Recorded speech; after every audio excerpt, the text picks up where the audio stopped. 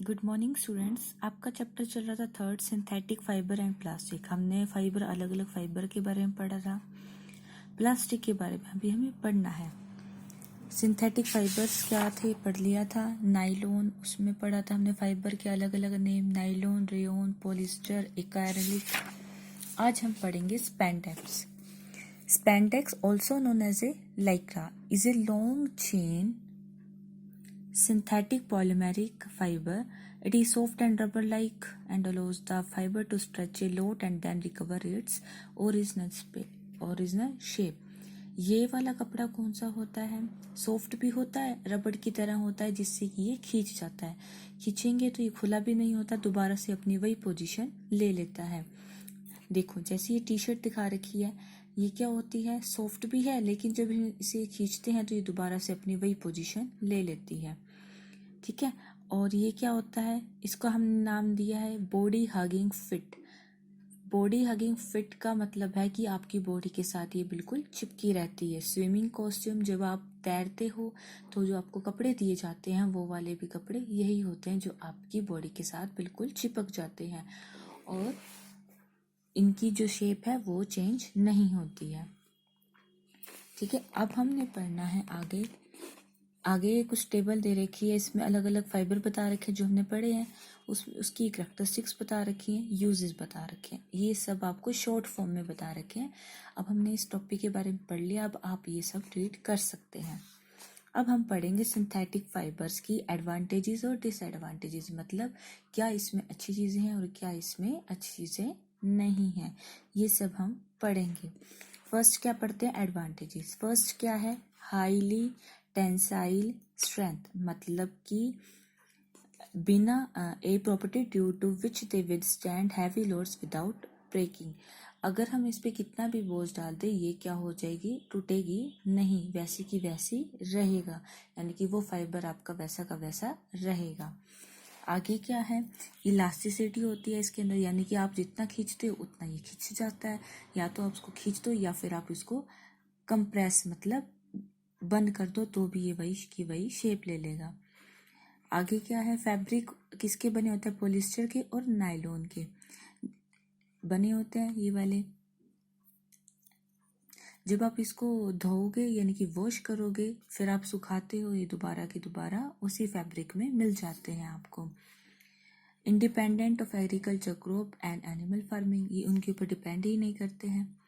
और क्या क्या होता है? केमिकल, मॉइस्चर और बैक्टीरिया इसके ऊपर इफेक्ट नहीं डालते हैं।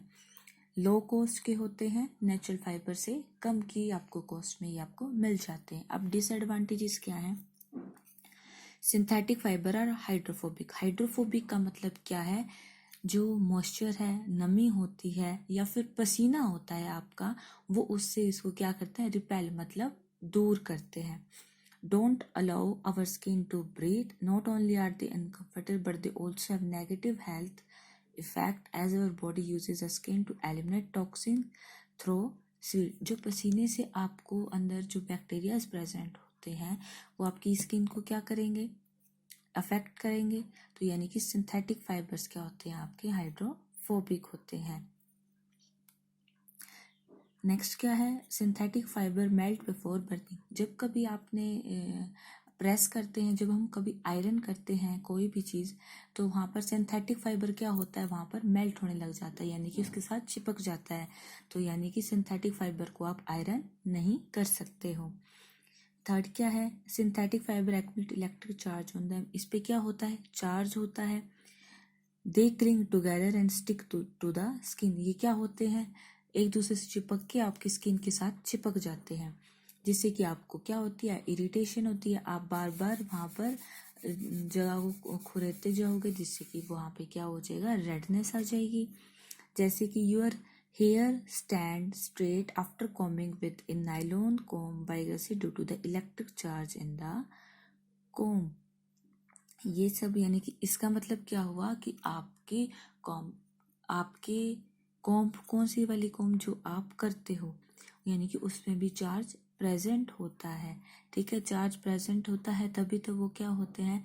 जो आपके हेयर हैं वो क्या हो जाएंगे? थोड़े बहुत चिपक जाते हैं उसके साथ, यानी कि उसके साथ क्लिंग टुगेदर और स्टिक टू द स्किन, और कुछ स्किन के साथ लगे रहते हैं, यानी ये इसकी क्या है, डिसएडवांटेजेस।